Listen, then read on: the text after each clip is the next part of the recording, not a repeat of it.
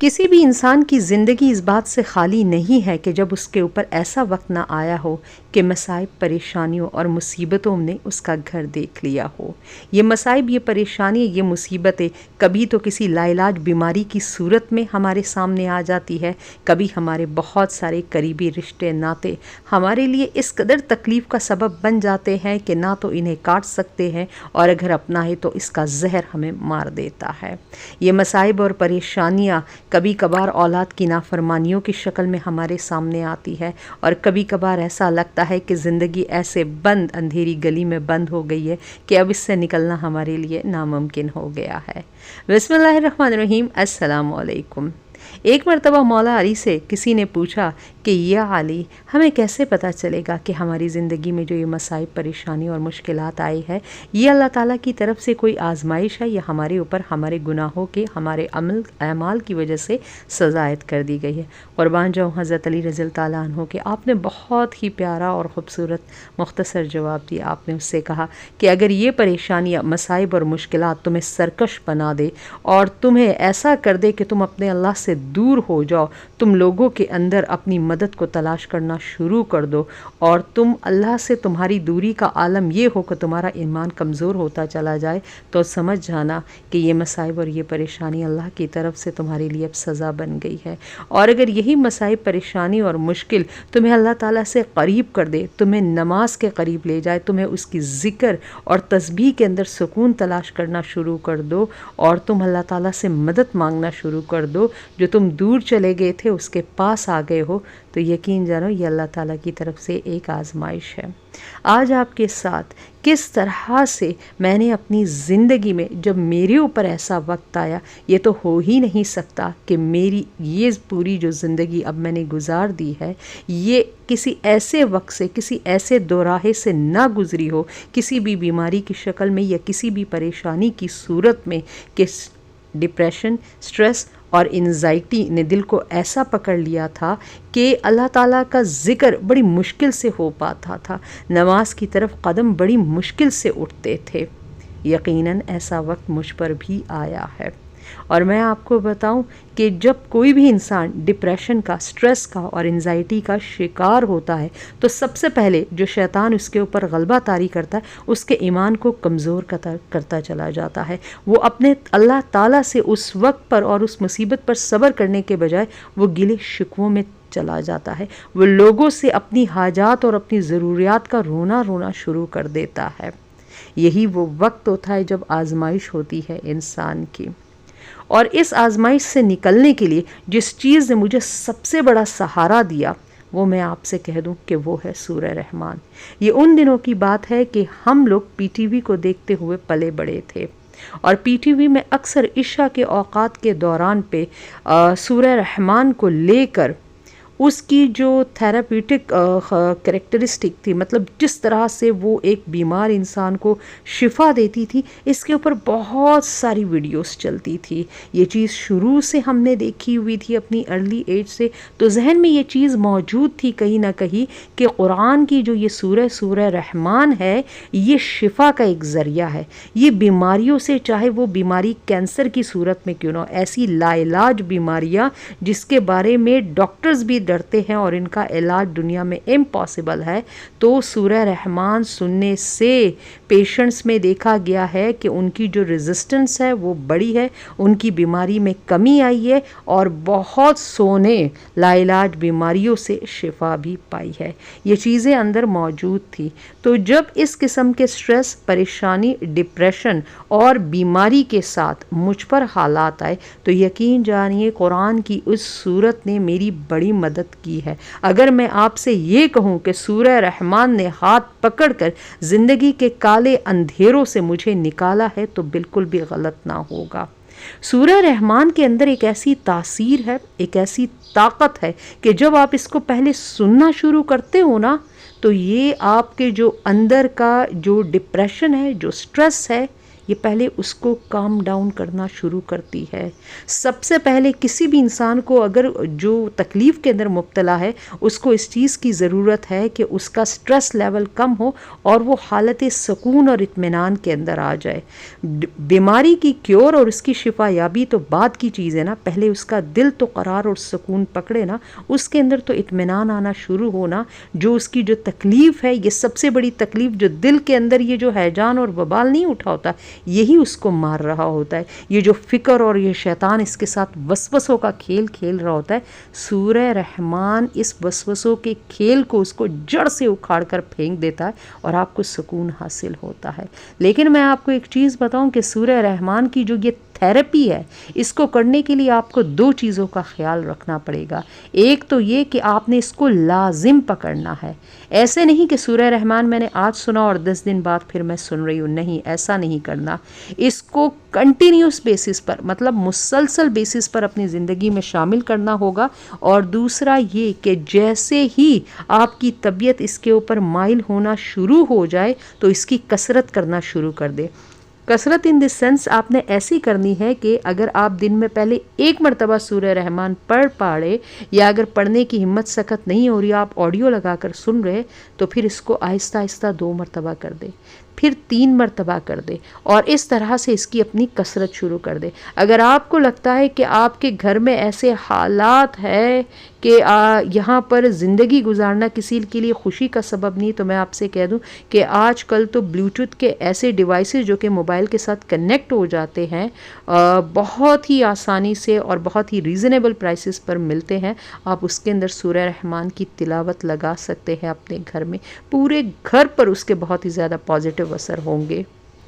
سورہ رحمان کے شروع کے الفاظ الرحمن، اللہ تعالیٰ کی وہ سب سے بڑی صفت، میں کہتی ہوں کہ اللہ تعالیٰ کی تمام تر صفت میں ایک یہ کہ اس کا رحمان اور رحیم ہونا، یہ ایک ایسی صفت ہے کہ جو کہ انسان کے دل کو سکون بخشتا ہے۔ یہ صورت شروع ہی ان الفاظ سے ہوتی ہے۔ بار بار آپ اگر دیکھیں سورہ رحمان کی آیات کو لے تو جن نعمتوں کا ذکر انسان کے لیے کیا گیا ہے اس دنیا میں اور اس دنیا کے بعد، تو ٹاپ نوچ جو سب سے زیادہ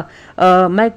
آن دی ٹاپ آف دی جو چیزیں ہیں ان صفات کا ذکر کیا گیا کہ کس طرح سے اس کے اندر جنت کا، حوروں کا، ہری مسندوں پر بیٹھے ہوئے لوگ ہوں گے۔ تو جن چیزوں کا ذکر ہے نا، اس میں کسی قسم کی کوئی کمی بیشی دنیاوی لحاظ سے انسان کو نظر نہیں آتی ہے۔ یہ سورہ رحمان جس کے اندر بار بار اللہ تعالیٰ انسان کو یاد دلاتا ہے کہ کن کن نعمتوں کا میں نے تمہیں نوازا ہے، تم بار بار کس کس نعمت کو جھٹلاؤ گے۔ یہ جو الفاظ ہیں نا، جب انسان ان کو سنتا ہے اور آہستہ آہستہ ان کے اوپر غور و خوض کرنا شروع کرتا ہے، یقین جانے ایمان تازہ ہوتا چلا جاتا ہے۔ انسان کو اپنی تمام تر پچھلی غلطیاں، کوتاہیاں خود یاد آنے لگتی ہے کہ میں کہاں پر کھو گیا تھا، کس کس نعمت سے اللہ تعالیٰ نے مجھے نوازا، افسوس کہ میں ان نعمتوں کا صحیح طرح سے شکر نہ کر سکا۔ اللہ تعالیٰ فرماتے ہیں کہ تم میرا شکر ادا کرو اور میں تمہیں اور نوازوں گا۔ اللہ تعالیٰ اپنی یاد کرنے والے بندے سے فرماتا ہے کہ تم مجھے یاد کرتے رہو، میں بھی تمہیں یاد کرتا رہوں گا۔ تو آج آپ سوچئے کہ میں اور آپ کہاں پر ہے، ہماری اللہ تعالیٰ سے یاد کا اور ملاقات کا کیا لیول ہے، نمازیں ہم کس طرح سے پڑھتے، کیونکہ نماز تو اللہ تعالیٰ سے ملاقات کا ایک ذریعہ ہے نا۔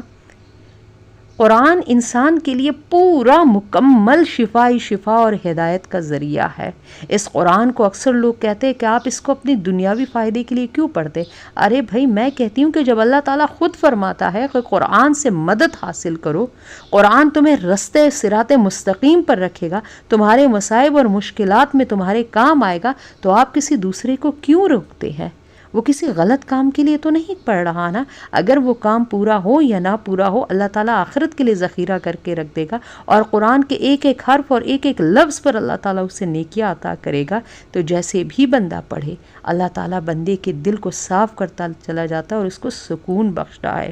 یہ سورہ رحمان ہی تھا کہ جس کے سننے سے سب سے پہلے جو میری فزیکل کنڈیشن تھی وہ فزیکل کنڈیشن آہستہ آہستہ بہتر ہونا شروع ہوئی، اور پھر میری جو اسپریچول روحانی طاقت تھی اس پر کام ہونا شروع ہوا۔ اس وقت مجھے دین کی اتنی سمجھ نہیں تھی، اس کی باریکیوں کی، اس کی ایک ایک چیز کی جو طاقت ہے۔ یقین جانے اس وقت جب میں اللہ اکبر کہتی تھی اور اب جو میں اللہ اکبر کہتی ہوں، اس وقت مجھے صرف یہ پتا تھا کہ اللہ اکبر کے معنی ہے کہ اللہ سب سے بڑا ہے۔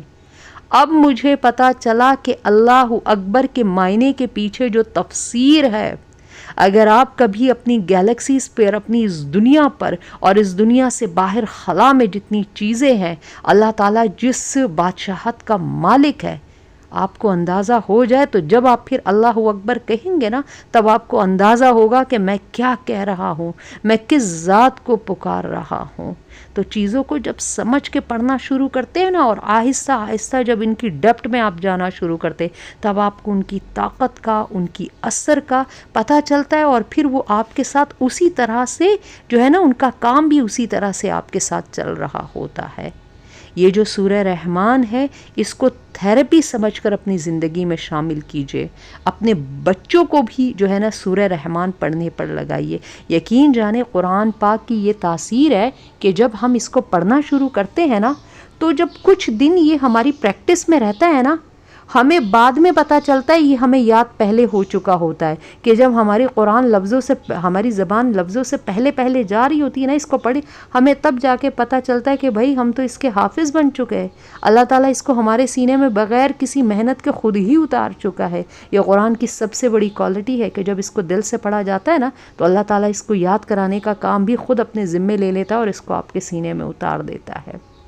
یہ سورہ رحمان کو اپنی مدد کے لیے ایسا مضبوطی سے تھام لیجئے اور کثرت کیجئے اس کی۔ قرآن کی تمام تر صورتیں بہت زیادہ خوبصورت ہے، کسی کو سورہ یاسین سے بڑا پیار ہے، کسی کو سورہ اخلاص سے بڑا پیار ہے، کسی کو سورہ نور سے، کسی کو سورہ بقرہ سے، کسی کو سورہ آل عمران سے۔ ہر صورت کی اپنی ایک تاثیر اور ہر بندے کی زندگی پر اس کے اپنے مشاہدات، تجربات اور اثرات مرتب ہوئے ہیں، اور وہ ان کے بارے میں بات بھی کرتا ہے۔ تو غور سے سنا کرے کہ کوئی کیا کہہ رہا ہے۔ میری زندگی جب ان اندھیروں میں گئی تو یقین جانے نہ صرف اس اندھیروں سے اللہ تعالیٰ نے نکالا، بلکہ دین کی بصارت اور سمجھ بھی اللہ تعالیٰ نے، فہم بھی عطا کی، اور اللہ تعالیٰ نے بہت ساری چیزوں سے پھر نوازا۔ اللہ تعالیٰ نے اولاد سے نوازا، اللہ تعالیٰ نے بیماری سے صحت اور شفا یابی بھی عطا فرمائی۔ جتنا شکر ادا کیا جائے کم ہے اللہ تعالیٰ کا۔ صرف یہ جو سورہ رحمان ہے، تمام تر بگڑی ہوئی چیزوں کو اللہ تعالیٰ سنوار دیتا ہے، اور جب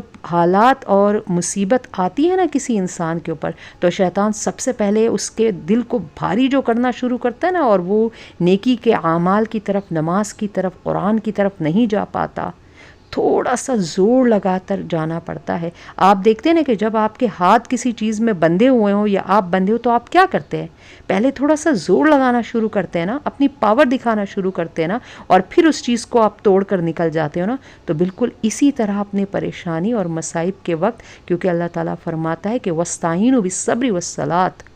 اور مدد مانگو اللہ تعالیٰ سے صبر کے ساتھ اور نماز کے ساتھ۔ یہ سورہ رحمان کسی دنوں میں جادو کی طرح، میجک کی طرح آپ کی چیزوں کو صحیح نہیں کرے گا۔ یہ آہستہ آہستہ in the depth from the root آپ کی چیزوں کو صحیح کرتا چلا جائے۔ مے بی اس میں ہفتے لگ جائے، اس میں مہینے، اس میں سال لگ جائے، لیکن جب یہ کوئی بحالی کرتا ہے نا، تو وہ ایسی تعمیراتی بحالی ہوتی ہے نا کہ پھر دوبارہ توڑ پھوڑ نہیں ہو پاتی، اور اللہ تعالیٰ آپ کو ایسی سمجھ بوجھ اور ایسی اسپریچول پاور عطا کرتے ہیں نا کہ پھر آپ جو ہے نا، صرف آپ کا اپنے ایک اللہ سے رابطہ ہوتا ہے، آپ لوگوں سے بے نیاز ہو جاتے ہو، وہ اتنا پھر آپ کو نوازتا چلا جاتا ہے۔ مشکلات اور مصائب پہلے بھی میری زندگی میں آتے تھے اور اب بھی آتے ہیں، لیکن فرق صرف یہ ہے کہ جب بھی کوئی مشکل آتی ہے، اللہ تعالیٰ فوراً بڑی آسانی سے، فوراً جو اگر میں کھڑی ہوں نا، تو فوراً استغفار پڑھنا شروع کر دیتی ہوں، فوراً، کیونکہ اس وقت مجھے استغفار کے بارے میں اتنا علم نہیں تھا جتنا اب اس کی پاور اور اسٹرینتھ کا مجھے پتہ چلا۔ اللہ تعالیٰ فوراً مصیبت سے نکلنے کا رستہ مجھے بتا دیتا ہے، زیادہ دیر تک مجھے اس تکلیف میں پھر نہیں رکھ پاتا اللہ پاک۔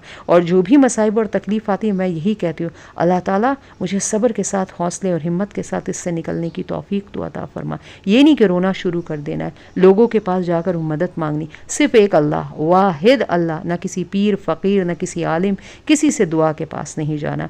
قرآن لیجئے، قرآن کے ساتھ بیٹھیے، آپ کی اللہ تعالیٰ سے ملاقات کرنے کی حاجت ہے، 2 رکعت صلاۃ حاجت نفل نماز کے لیے کھڑے ہو جائے، اگر تہجد کے وقت کھڑے ہو جائے تو کیا ہی بات ہے، 1 to 1 ملاقات آپ کی اللہ تعالیٰ سے، ڈائریکٹ ہاٹ کال پہ آپ کی اللہ تعالیٰ سے بات ہوگی۔ ورنہ تو کسی بھی وقت جانماز بچھا کر نفل جو ہے نا وہ پڑھ لیجئے، اللہ تعالیٰ سے اپنی ملاقات کر لیجئے۔ لیکن اگر اللہ تعالیٰ سے صرف بات کرنے کا ارادہ ہے تو قرآن کھول کر بیٹھ جائیے، قرآن کی تلاوت کیجئے، کیونکہ قرآن کی تلاوت وہ چیز ہے جو کہ اللہ تعالیٰ کو اس قدر پسند ہے، اللہ تعالیٰ اسے کان لگا کر سنتا ہے اپنی ذات اقدس مبارک کے مطابق۔ اور صحابہ کے کتنے ایسے واقعات ہیں کہ صحابہ جو اہل عرب تھے، جو زبان کو جانتے تھے، جو قرآن کے